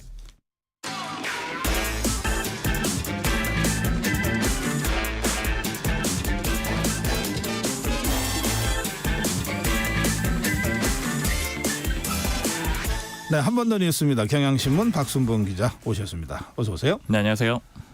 정말 많이 더워요. 네. 예, 이게 뭐 입추가 됐는데도 여전히 30도 이상이거든요. 근데 이렇게 덥다 보면 에어컨 많이 쓰고 전력 걱정들을 안 할 수가 없잖아요. 지금 어떤 상황인가요? 좀 불안불안하다 이렇게 평가를 할 수가 있는데요. 예. 지난 5일, 그러니까 일주일 전 기준으로 전력 수요량이 93.8기가와트였는데 이제 이렇게만 말씀드리면 좀 감이 안 오실 것 같고 역대 최대치였습니다. 가장 많이 전기가 필요했다라는 거예요. 최대 전력 수요가 매년 늘었거든요. 2022년에는 91.1, 2023년 작년에는 93, 그리고 이제 올해는 93.6까지, 93.8까지 해마다 계속해서 상승하고 있는 그런 상황입니다. 근데 요것만 보면 좀 이해가 좀 덜 되실 것 같아서 예비율을 좀 설명을 드려야 되는데 지난 5일 기준으로 아까 말씀드렸던 93.8기가와트가 필요했던 그 시점 기준으로 예비율이 9%로 떨어졌어요. 그러니까 그래요? 예비율이라는 거는 이제 보유하고 있는 이거 보통 10%는 유지돼야 된다고. 맞아요. 두 자릿수는 유지를 해야 돼요. 예. 근데 한 자릿수로 떨어졌기 때문에 올해 이미 위험 신호가 시작됐다 이렇게 보고 있는 겁니다. 지금 이제 여름 휴가철이 거의 끝나가고 있는데 이게 휴가철도 영향을 주나요? 맞아요. 휴가 기간이 이제 있으면 사람들이 좀 막연히 생각하기로는 내가 집에서 에어컨을 더 킬 수도 있으니까 더 많이 쓰려나라고 생각을 하실 수도 있는데 네. 그렇지는 않고요. 기업에서 쓰는 게 많거든요. 그렇죠. 공장이나 이런 데가 가동을 중단하는 경우들이 많잖아요. 이 휴가철 기간에는 오히려 그래서 조금 더 전력 수요가 적은데 이제 끝났잖아요. 보통 7말 8초에 많이 휴가를 가는데 예. 이제 끝나기 때문에 공장 같은 데서 쓰는 전력 수요가 훨씬 더 늘어나게 될 겁니다. 이것도 한 가지 우려가 되고요. 네. 근데 이제 다만 이제 위기라고는 말씀을 드렸는데 현재까지는 버티고 있는데 뭐 그럴 수 있는 여러 가지 변수들도 있습니다. 일단 첫 번째로는 지난 주말부터 그 신한울 1호기랑 월성 2호기 이게 원래는 가동이 중단됐었는데 가동을 재개했거든요. 그러니까 원전 2기가 돌아가게 되니까 아무래도 이제 전력이 추가적으로 생산이 될 거고요. 네. 그리고 여기에 더해가지고 지금 너무너무 더운 거 이제 힘들긴 한데 날씨는 또 맑았거든요. 네. 그러다 보니까 태양광 발전량도 좀 늘어났어요. 그래요? 네, 그래서 이런 걸로 조금 일단은 버티고 있는 상황이에요. 그 대정전 사태, 그 블랙아웃이라고 그러잖아요. 네. 그게 우리나라에도 있었죠. 맞아요. 2011년 9월 15일에 있었는데 그때 좀 기억하시는 분들 있으실 거예요. 왜냐하면 엘리베이터에 사람들 갇히기도 하고 네. 그다음에 뭐 갑자기 공장이 가동이 중단되기도 하고 이런 일들이 있었거든요. 근데 이게 예측이 좀 안 됐어요. 왜냐하면 지금 날짜를 제가 말씀드린 게 9월 15일이잖아요. 네. 그러면 여름철이 그러네. 좀 지난 가을 시점이잖아요. 그리고 당시에 전력 예비율을 보니까 19.4%였어요. 그러니까 20%나 여유가 있었는데도 불구하고 그렇게 됐던 게 왜 그랬냐면은 갑자기 뒤늦게 무더위가 찾아온 거예요. 9월 달인데. 그러다 보니까 전력 수요가 확 늘어가지고 그때 예비율이 한 번에 5% 아래로 떨어지게 되거든요. 그래서 이제 순환해가지고 단전을 실시를 했었는데 그러다 보니까 지금도 안심할 수가 없다라는 거죠. 9%든 10%든 유지하는 것만으로는 안심할 수 없다 이런 얘기들이 있는 겁니다. 네. 근데 전력은 앞으로도 더 계속 더 많이 쓸 상황이지 않나요? 구조적으로 그래요. 일단 네. 산업군 자체가 우리나라가 뭐 네. 예를 들어서 그 반도체 분야를 좀 중점에 두고 있잖아요. 네. 반도체 클러스터 많이 만들고 있는데 대표적으로 용인에도 만들고 있거든요. 네. 이런 데는 정말 엄청난 양의 전기가 들어가게 됩니다. 향후에 이런 일들이 많을 거고 그것도 안정적으로 들어가야 된다. 그러더라고요. 계속 들어가야 되는 예. 거죠. 그게 중간에 끊어지게 되면 큰 네. 피해가 발생할 수밖에 전기하고 없으니까요. 물하고가 제일 관건이라고 그러더라고요. 맞아요. 그리고 예. 또 AI 아니면 또 뭐 데이터 센터 이런 것들이 향후에 각광받는 그런 산업군인데 데이터 센터는 열시켜주는 게 핵심이잖아요. 이것도 또 전기 많이 들어가게 되고요. 그리고 전기차로의 전환도 큰 흐름인데 이것도 전기를 많이 빨아들일 수밖에 없어요. 제가 전환율을 보니까 주변에 전기차 꽤 많다라고 생각했는데 여전히 2.1%더라고요. 근데 정부가 생각하고 있는 목표가 2030년까지 16%거든요. 그럼 앞으로 한 8배 정도는 전기차가 늘어날 수 어쨌든 있다는 건데. 전기로 에너지를 공급하는 거니까. 맞아요. 뭐 물론 이제 그런 이제 석유를 덜 쓴다라는 기본적으로 장점이 있지만 전기 수요도 늘어날 수밖에 없다. 이런 네. 점도 있고 또 하나 변수는 우리나라가 태양광 발전이 꽤 많은데 이게 어떻게 될지 모르는 변수들이 있어요. 예를 들어서 아까 오늘까지, 그러니까 어제까지는 날이 맑아가지고 태양광 발전이 잘 됐는데 또 남부지방에 이번 주부터는 또 흐리다라고 하거든요. 이러면 네. 또 태양광 발전이 잘 안 될 수가 있기 때문에 이거 감안해서 추가적인 전력 확보도 필요합니다. 이게 수도권하고 지방 간의 이 전력 공급 불균형도 좀 문제가 되죠. 맞아요. 수도권은 그냥 쉽게 말씀드리면 많이 쓰고 생산은 덜해요. 사람이 많이 몰려 있고 그러네. 공장도 몰려 있고 예. 그러니까요. 근데 지방은 많이 생산하는데 또 쓰지는 그만큼 않거든요. 좀 남는 거죠. 그래서 결국 이 문제를 해결하기 위해서는 이 공급망, 뭐 쉽게 얘기하면 이제 송전을 잘해야 되는 그런 상황이 되는데 네. 이 문제 해결하기가 또 쉽지가 않습니다. 왜냐하면 그렇죠. 한전이 부채가 예. 너무 많으니까 이건 일종의 신사업 같은 거잖아요. 돈도 투자하고 해야 되는데 한전이 그럴 여력이 되느냐 이런 지적들도 좀 있어요. 예, 오늘 여기까지 듣겠습니다. 경향신문 박순봉 기자였습니다. 감사합니다.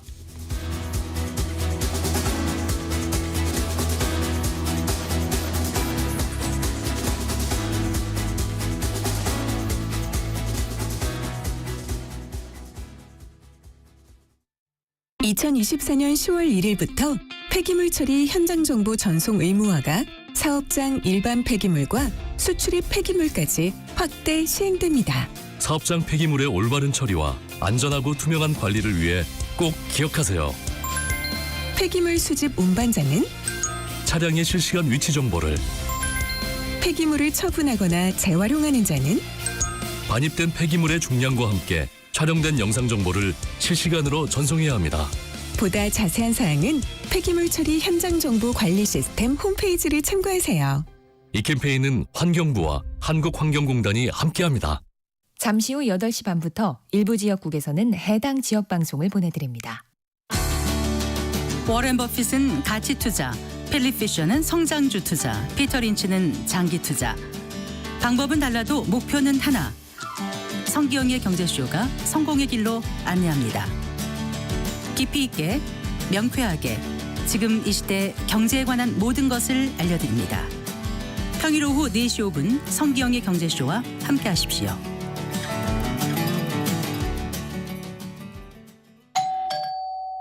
편지 왔습니다. 퇴근길 지친 당신에게 힘이 되는 뉴스를 전해드립니다. 매일 저녁 5시 5분 당신과 함께 읽는 세상 이야기 KBS 1라디오 뉴스레터 K. 지금 시각은 8시 30분입니다. KBS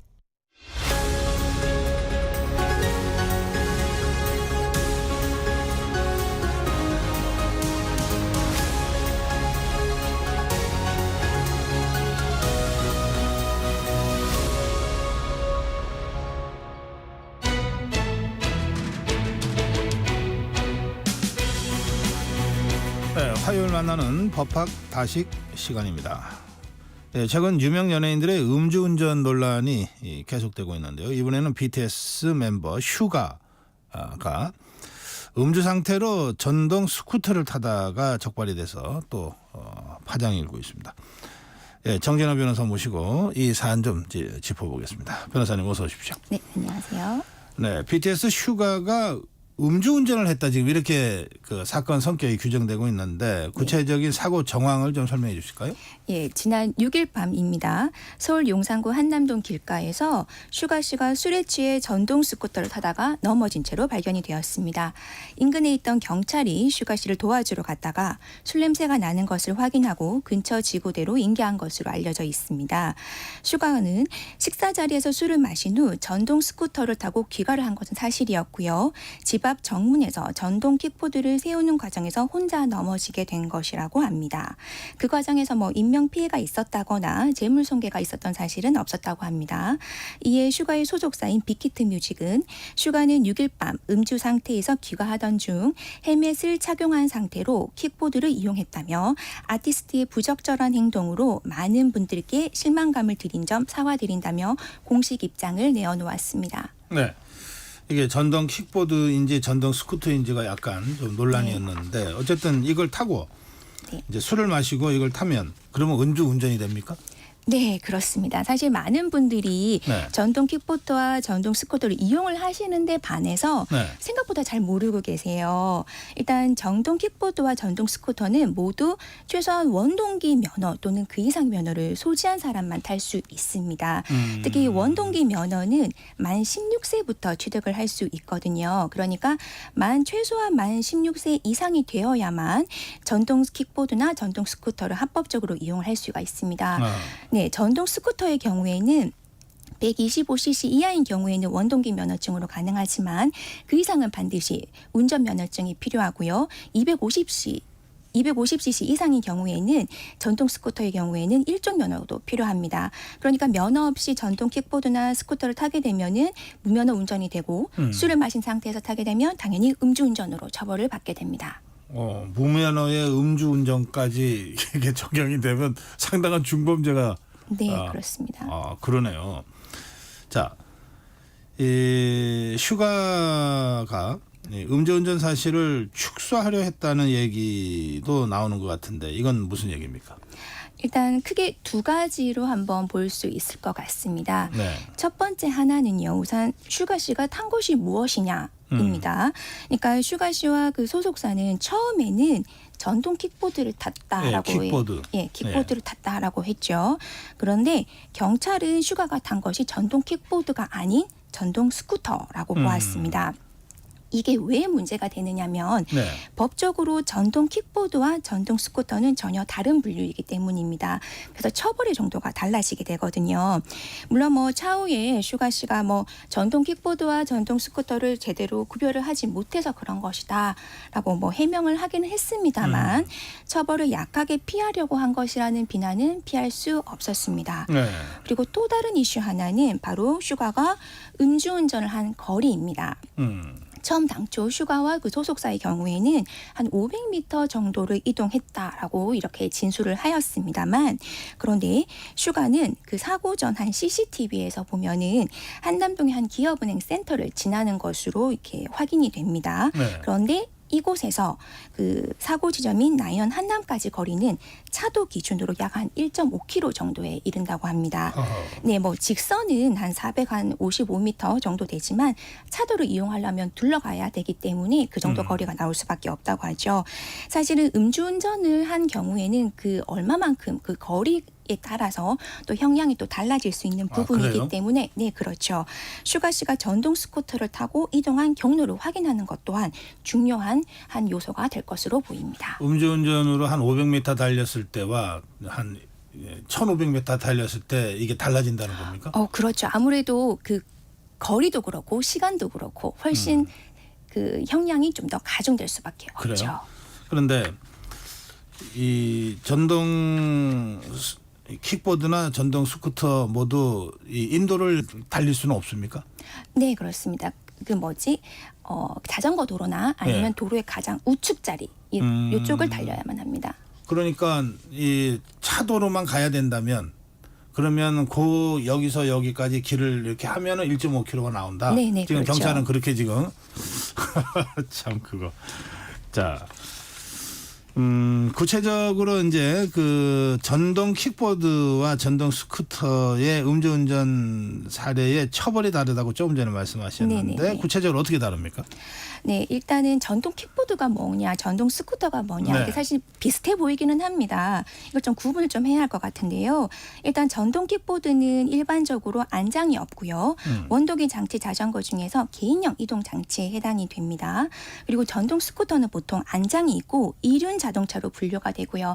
사실 이렇게 말씀드리니까 조금 좀 어려우실 수 있는데 약간 좀 수치로 한번 좀 말씀드려 보면은 네. 일단 최대 시속이 25km 미만이고 그리고 차체의 중량 자체가 30kg 이하인 경우에는 전동 킥보드로 분류가 되고요. 그 이상인 경우에는 전동 스쿠터로 분류가 됩니다. 그러면 전동 스쿠터는 시속 25km 이상 네. 속도가 난다는 뜻입니까? 그렇죠. 예. 굉장히 빠르네요. 빠릅니다. 네. 그렇게 되면은 전동 킥보드의 경우에는 음주운전을 하게 되면요. 10만 원의 범칙금이 부과됩니다. 네. 하지만 전동 스쿠터의 경우에는 일반 자동차와 같은 수준의 음주운전의 형사처벌을 받게 됩니다. 그러니까 혈중 알코올 농도에 따라서 처벌이 달라지게 되는 것이죠. 아하. 그럼 좀 심각해지는 거네요. 그렇죠. 전동 스쿠터였다고 한다면. 그렇죠. 좀 더 형벌이 가중이 되는 거죠. 또 형사처벌을 받게 되는 것이고요. 그런데 지금 이제 경찰이 지금 조사를 했으니까 전동 킥보드였냐 스쿠터였냐는 확인이 된 상태입니까? 일단 경찰 조사를 뭐 명확하게 나온 것은 아니긴 합니다만 일단 뭐 확인된 바로는 전동 스쿠터의 가능성이 높다라고 보여집니다. 왜냐하면은 일단 그 슈가 씨가 그 탔다고 하는 그 전동 스쿠터의 경우에는 일단 안장 장치가 있었고요. 그리고 최대 시속 30km 이상을 낼 수 있는 기종이라고 합니다. 근데 처음에 그 슈가는 전동 킥보드를 탔다고 진술했다는 거죠? 네네, 그렇습니다. 알겠습니다. 이게 그 처벌 수위가 굉장히 달라지기 때문에 그러니까 그러면 이거 좀 처벌을 좀 낮게 받으려고 일부러 이렇게 얘기했냐라고 하는 합리적 의심이 제기될 수밖에 없는 상황이다, 이런 말씀이시죠? 네, 그렇습니다. 알겠습니다. 예. 자, 이 전동 킥보드 또 전동 스쿠터 타는 사람들이 계속 증가하고 그럼 당연히 사고도 증가하겠네요. 어느 정도입니까? 그렇죠. 요즘 사고가 매년 증가를 하고 있다고 합니다. 뭐 한 10,000건 넘게 최근 5년 이상은 10,000건 넘게 계속 증가를 하고 있고요. 그 무엇보다 지금 전동 스쿠터와 전동 킥보드 사고와 관련해서는 무면허인 경우가 한 3분의 1 정도 해당이 된다고 합니다. 그리고 20대 이하인 경우가 64% 정도 해당이 된다고 합니다. 사실 아까 말씀드렸다시피 면허 없이 타게 되면 무면허고 또 거기다 술을 마시면 음주까지 되죠. 무면허 음주.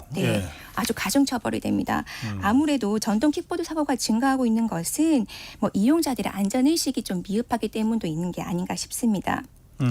보면은 2명 이상이 동승하여 타거나 운전면허가 없어 보이는 학생이 타는 경우도 종종 볼 수 있죠. 그리고 또 보행자와 뒤섞여서 주행이 금지된 인도로 다니는 경우도 사실 심심찮게 볼 수 있습니다. 좀 안전하게 이런 킥보드를 타기 위해서는요, 헬멧을 착용을 한다거나 자전거 도로나 차도 우측 가장자리로 다니는 등의 어떤 안전 수칙은 반드시 지켜야 할 것으로 보여집니다. 이 사고가 6년 만에 20배가 늘었다고 하는 그 통계도 있는데 어떤 사고들입니까? 이를테면 BTS 슈가 경우에는 혼자 넘어졌잖아요. 그러니까는 뭐 재물 손괴도 없고 누가 사람을 다치게 한 것도 아닌데 그런데 이게 이 지나가는 보행자들하고 부딪히는 사고라든지 차량하고 부딪히는 사고라든지 이런 사고들은 좀 심각하잖아요. 네, 그렇죠. 왜냐하면 당연히 그 보행자와 부딪히는 경우에는 아까 말씀드렸다시피 시속이 상당히 좀 높습니다. 뭐 25km 이하라고는 하지만 보행자와의 어떤 그 충돌의 충격에 같은 경우에는 보행자가 받는 충돌은 상당히 크고요. 크고 그리고 아까 말씀하셨다시피 그 자동차와의 어떤 충돌도 상당히 많습니다. 있습니다. 그 자동차와의 충돌 같은 경우에는 오히려 사실 킥보드 운전자나 스쿠터 운전자가 오히려 더 크게 다칠 수 있죠. 그렇죠. 예, 왜냐하면 아무런 보호 장치가 없기 때문에요. 그래서 실제로 제가 했던 사건들 중에서도 전동 킥보드를 타고 가던 어떤 학생이 그 시내버스와 추돌하는 사건이 있었는데요. 예, 상당히 크게 학생이 다쳤던 그런 사건들이 있습니다. 좀 안전의식이나 이런 것들을 좀 갖춰야 할 필요성이 있을 것으로 보여집니다. 이 전동 킥보드, 전동 스쿠터 사고도 급증하지만 또 이 사이클, 자전거 사고도 굉장히 많이 늘고 있다고 그러더라고요. 네, 그리고 맞습니다. 그 경우에도 일단 사고가 나면 상당히 좀 큰 부상이나 피해를 입힌다고 그래서 하여튼 이 이동수단과 관련돼서 이 교통사고가 높아지는 것은 전체적으로 우리가 한번 좀 경각심을 가지고 봐야 될 상황인 것 같은데요. 네. 외국 사례는 어떻습니까? 이 전동 킥보드, 전동 스쿠터요? 네, 외국에서는 전통 킥보드 등에 대해서 규제를 강화하고 있는 추세이긴 합니다. 네. 프랑스의 경우에는 공유 킥보드는 아예 퇴출을 했고요. 공공도로에서 전동 킥보드를 탈 수 있는 연령을 12세에서 14세로 높여놓고 있습니다. 그리고 전동 킥보드를 한 대를 2명이 탄다거나 이렇게 하는 경우에도 벌금을 상향을 하고 있는 그런 추세입니다. 비슷하네요. 예. 네, 그렇습니다. 그런데 지금 비태주 슈가는 군 복무 중이라면서요? 네, 그렇습니다. 그래서 이 군인 경우에는 또 가중처벌이 또 적용될 가능성이 좀 있는데 이 문제는 어떻습니까? 네. 슈가가 지난 2023년 9월부터 지금 사회복무요원으로 사실 근무 중이긴 하죠. 그런데 우리 군인이라고 하셨는데요. 네. 사회복무요원은 군인 아닙니다. 군인이 아니에요? 네, 민간인입니다. 그렇구나. 네. 군복무를 하는 민간인? 네, 민간인입니다. 예, 그렇기 때문에 사실 뭐 사회보호요원 그 벌칙 규정으로 처분 내용이 있긴 합니다. 뭐 품위 유지를 해야 한다라거나 근무 시간 중 뭐 문란행위의 범위 이런 것들이 있긴 합니다만 이것이 근무 시간 중 것으로 한정이 됩니다. 사실 근데 이번 음주운전은 근무 시간 이후에 발생한 것이죠. 그렇다 보니 병무청에서도 근무 시간 이후에 업무와 상관없이 개인적으로 음주 상태에서 운전을 하다가 경찰에 적발된 거기 때문에 별도의 징계 조치는 없다라는 입장을 전한 것으로 알려져 있습니다. 군인이기 때문에 가중처벌 받는 그런 일은 없다. 네, 그렇습니다. 근무 시간 바깥이었기 때문에. 네. 이게 음주 양도 문제가 됩니까? 당연하죠. 예. 왜냐하면 수가 씨 같은 경우에는 혈중 알코올 농도가 0.227%였다고 합니다. 네. 이거 같은 경우 사실 거의 만취 수준이죠. 아마 역대 좀 음주운전으로 무리를 빚으셨던 분들 중에서도 항상 아마 최고 수치가 아닐까 생각이 됩니다. 이렇게 혈중 알코올 농도가 수치가 0.2% 이상인 경우에는 2년 이상 5년 이하의 징역이나 1,000만 원 이상 2천만 원 이하의 벌금형으로 음주의 운전에서 처벌받을 수 있는 최고형으로 처벌받을 수 있습니다. 자전거 탈 때 술 마시고 타도 문제가 됩니까? 음주운전입니까 그것도? 당연합니다. 자전거 같은 경우에는 사실 면허 정지나 취소 같은 것은 되진 않습니다만 자전거를 타고도 안 됩니다. 예. 오늘 여기까지 하겠습니다. 법학다식 정진아 변호사였습니다. 고맙습니다. 네, 감사합니다. 네.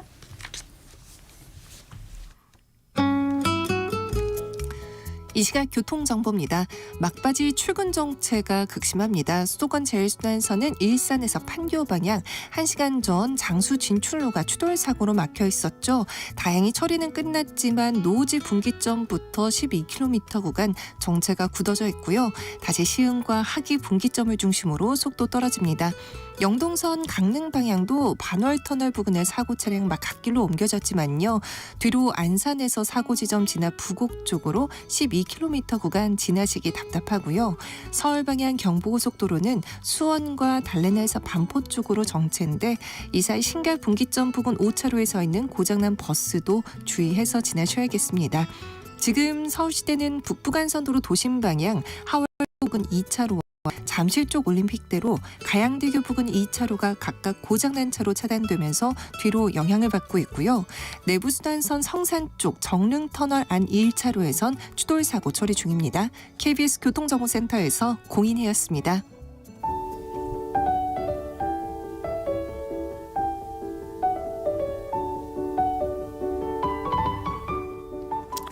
네, 매주 화요일 여러분들의 건강을 지켜드립니다. 건강 100세 시간입니다. 네, 한림대 강남성심병원 가정의학과 노영균 교수 모시겠습니다. 교수님 어서 오세요. 네, 반갑습니다. 예, 오늘 고혈압에 대한 말씀을 좀 드리려고 하는데요. 네. 고혈압을 조용한 살인자라고 뭐 네, 의료계에서도 부릅니까? 예, 환자들도 뭐, 그렇게 부르고. 예, 의료계에서 부르기도 하고 예. 예, 아무래도 고혈압이 여러 가지 쉽게 이야기하는 뇌졸중, 뇌경색이나 뇌출혈 또 뭐 심장 질환, 심근경색 같은 게 원인을 하나만 꼽는다면은 대표적인 게 고혈압이거든요. 예, 그래서 그걸 이제 아마 이제 조용한 침묵의 살인자 뭐 이렇게 이야기하는 게 아무래도 잘 치료를 해야 되는 동기부여를 하는 데 있어서는 굉장히 중요한 메시지거든요. 네. 예, 그런 측면에서 그렇게 부르고 있습니다. 나이가 들면은 고혈압 약을 먹는 분들이 많이 는다 그러더라고요. 네네. 그게 그 노화 과정에서 필수적으로 나타나는 뭐 어떤 그런 겁니까? 노화 과정에서 조금 나이가 드시면 아무래도 연령대가 이제 50대가 되면은 한 30% 정도가 고혈압 약을 드시게 되는데요. 뭐 네. 60대, 70대가 되는 경우도 있지만 물론 나이가 드셔서 고혈압의 유병률이 높아지기는 합니다. 뭐 그런 식으로 이제 우리가 본다면 그러면 90세, 100세가 되면 다 드셔야 되는데 꼭 그러지는 않거든요. 않고. 그래서 예. 여러 가지 원인 때문에 생기기는 하는데 고혈압은 크게 이제 그 1차성 고혈압이 예. 있고요. 그다음에 2차성 고혈압으로 분류를 하는데 1차성 고혈압이 한 90% 정도, 2차성 고혈압은 한 10% 정도 되는데 1차성 고혈압은 이제 번태성 고혈압, 1차성 고혈압을 하는데 여러 가지 원인들이 관련이 돼 있거든요. 네. 뭐 비만하거나 뭐 또 흡연, 음주도 관련이 돼 있고요. 또 가장 큰 이유 중에 하나는 가족력입니다. 유전적 소인. 유전적 소인이 있어서 부모님이 두 분 다 고혈압이 있으시면 한 자녀분들은 80% 정도가 고혈압이 생길 위험성이 있고요. 한 분이면 한 30% 정도 생긴다고 되고 여러 가지 원인 때문에 되고요. 그다음에 네. 2차성 고혈압이라는 게 한 10% 정도 있는데 이제 특징적으로 뭐 20대, 30대에서 갑자기 혈압이 180, 190이 되고 하는 경우가 있는데 네. 그런 경우는 말 그대로 2차성 네. 다른 원인에 의해서 콩팥이 신장이 나쁘다거나 뭐 어디가 혈관이 좁아져 있어서 네. 압력이 올라가는 경우는 그 원인을 제거를 해주면은 혈압은 제거가 되고 치료가 끝나는 걸 2차성 고혈압이라고 합니다. 그러니까 혈압이라고 하는 게 그 피의 압력이잖아요. 그렇죠.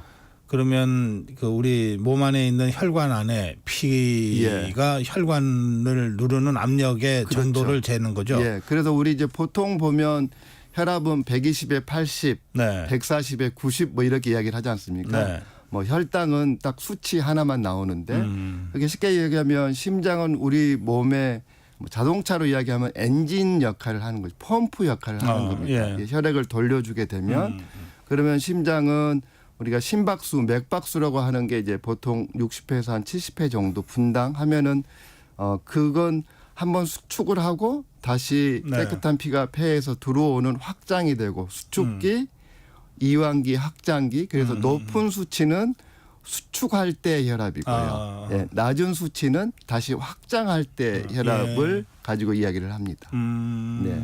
그 대략 그 수치가 어느 정도를 고혈압이라고 부릅니까? 그래서 보통 우리가 정상적인 혈압은 120에 80이요. 그러니까 수축기가 120, 확장기가 80 미만이면 네. 고혈압, 그러니까 정상 혈압이라고 이야기를 하고요. 네.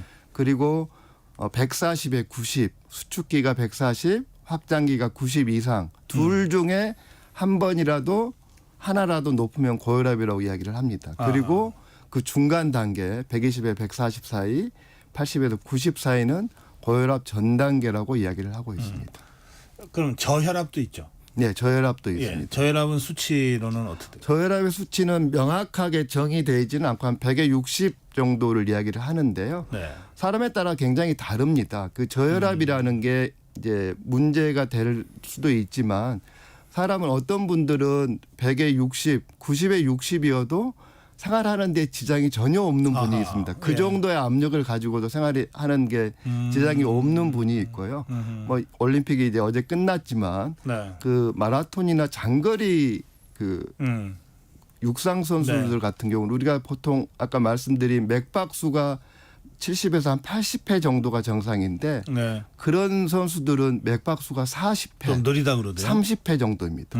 서맥이라고 그러는데요. 아하. 그러면 우리가 운동을 할 때 금방 지치는 이유는 네. 80회 했던 그 맥박수가 120, 150이 되면은 금방 심장이 지치지 않습니까? 예, 계속 이렇게 해준다는 예, 더 예. 많이 뛰어야 하는. 근데 그 육상 선수들은 예, 40인 혈압이 늘어나도 8, 90회, 100회가 넘지 않기 때문에 아하. 장거리를 할 수 있는 덜 것처럼 지친다. 예, 그런 것처럼 뜻이구나. 예. 저혈압인 경우는 아하.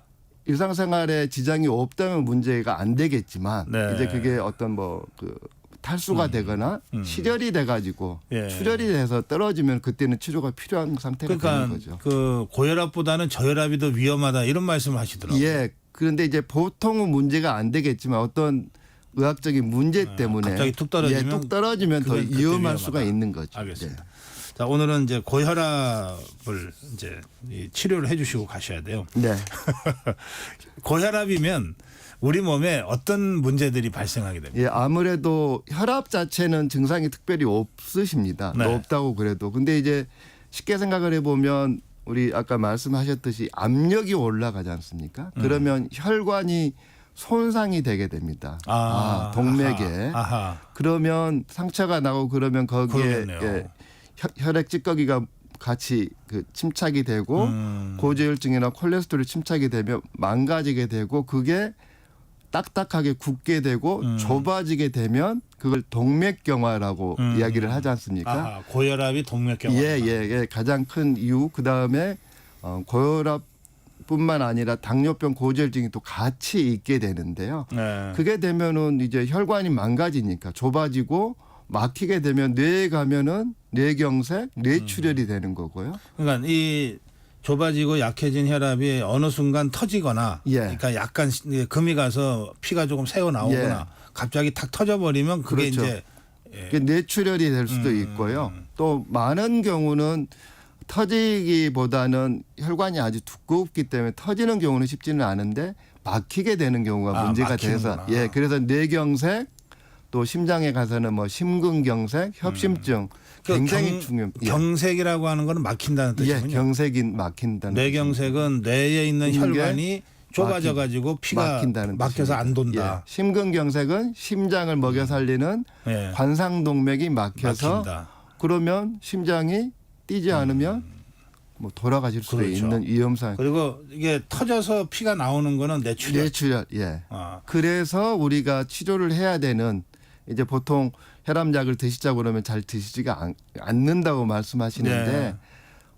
그런 문제들 이제 아주 심하게 오지는 않지만 만약에 뇌경색이 심하게 오거나 심근경색이 오는 경우는 생명하고 지장이 있을 수도 있기 때문에 네. 꼭 치료를 하시는 게 좋습니다. 그러면 이제 막히는 뇌경색을 막기 위해서 네. 이제 혈압약을 먹으면 피가 좀 묽어집니까? 묽어진다기보다는 압력이 떨어지는 거고요. 압력이. 예, 혈관 손상이 조금 덜 가게 되는 거고 네. 이제 고혈압이라든가 당뇨병, 고지혈증이 있으면 좁아지면 아무래도 이 혈관에 그 혈액이 지나가는 속도가 좀 빨라지면서 이제 와류라고 해서 소용돌이가 생기게 되면은 그러네요. 예. 피가 엉켜붙게 되는 거죠. 그 이제 피떡 말로 하면 이제 혈전인데요. 아하. 그게 생길 위험성이 높아지니까 아스피린이라든가 그걸 좀 묽게 해주는 그게 이제 당뇨병, 고지혈증이 같이 있으면 그런 게 생길 위험성이 높기 때문에 네. 항고혈압제, 혈압을 낮추는 약제뿐만 아니라 그런 약을 같이 처방을 하기도 합니다. 그래서 아스피린을 많이 드시는군요.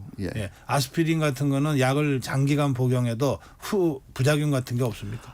아무래도 피를 묽게 해주니까 반대로 이야기하면 출혈의 위험성은 있을 수가 있습니다. 예, 일단 아무래도 작은 상처가 나도 그 정도 가지고는 크게 문제는 없는데 이제 내부적으로 출혈의 뭐 위장관 출혈이라든가 그럼 밖에 출혈은 우리가 바로 지혈을 할 수 있지만 위나 뭐 장에서 생기는 경우는 바로 조치를 할 수가 이건 없잖아요. 자연 치유를 해야 되는데. 예. 그래서 우리가 이제 모든 치료를 할 때는 효과하고 그 위험성을 따져야 되거든요. 이 약을 썼을 때 어떤 그 뭐 심근경색이 이걸 예방해주는 효과하고 출혈의 위험성을 경중을 따져서 만약에 이득이 더 많다면은 당연히 써야 될 거고요. 그래서 그냥 특별하게 질환도 없는데 혈관 맑게 해준다고 아스피린을 드시는 분이 계시는데 그건 피하셔야 그건 됩니다. 아니다. 예. 그렇구나. 네. 그냥 피가 맑아져서 좋다 그러면서 아스피린을 자꾸 드시면 이거 안 된다. 예, 그건 꼭 조금 피하셔야 됩니다. 네. 그 혈압이 높으면 고혈압 경우에는 소금 먹지 말라고 그러는데요. 네, 예. 그건 왜 그렇습니까? 그 아무래도 우리 이제 지금 그 음식을 좀 짜게 드시면 네. 입이 마르고 물을 많이 드시잖아요. 네. 예, 아무래도 그렇죠. 물이 땡긴다고. 물 자꾸 그게 먹게 이제 되죠. 우리 몸은 최근 0.9%의 염화나트륨 소금기입니다. 근데 그게 만약에 0.91이 되면 우리 몸은 0.9%를 맞춰야 되거든요. 자꾸 물을 넣어서 희석시켜야 되는구나. 희석시키는 거죠. 예, 그러면 체내 수분량이 늘어나고 혈액량이 늘어나면 돌려야 되는 펌프는 더 강하게 돌릴 수밖에 없지 않습니까? 그렇구나. 예, 그래서 짜게 드시는 게 식생활 습관에서는 굉장히 중요한 혈압을 조절하는 데 있어서는 굉장히 중요합니다. 그래서 국을 마시지 말라 그러더라고요. 예, 아무래도 우리나라는 국물이 조금 소금 함량이 높기 때문에 가장 쉽게는 조금 국물량을 좀 줄이는 게 좀 덜 짜게 먹는 가장 중요한 방법입니다. 일상생활에서 고혈압을 늘 경계하려면 어떻게 해야 됩니까? 가장 중요한 건 재보셔야 됩니다. 혈압을? 예. 요즘은 디지털로 다 되니까. 그럼요. 예. 그래서 병원을 가시거나 어디 공공기관 가면 꼭 혈압계가 있지 않습니까? 아니면 가정 혈압계를 꼭 사셔서 재서 증상이 없기 때문에 높으시면 그때는 상담을 하고 필요하면 치료를 하셔야 됩니다. 혈압은 자꾸 재봐야 된다. 예. 오늘 결론 그렇게 내겠습니다. 한림대 강남성심병원 가정의학과 노영경 교수였습니다. 고맙습니다. 네, 감사합니다. 네, 8월 13일 화요일 전격 시사 오늘 여기서 인사드리겠습니다. 고성국이었습니다.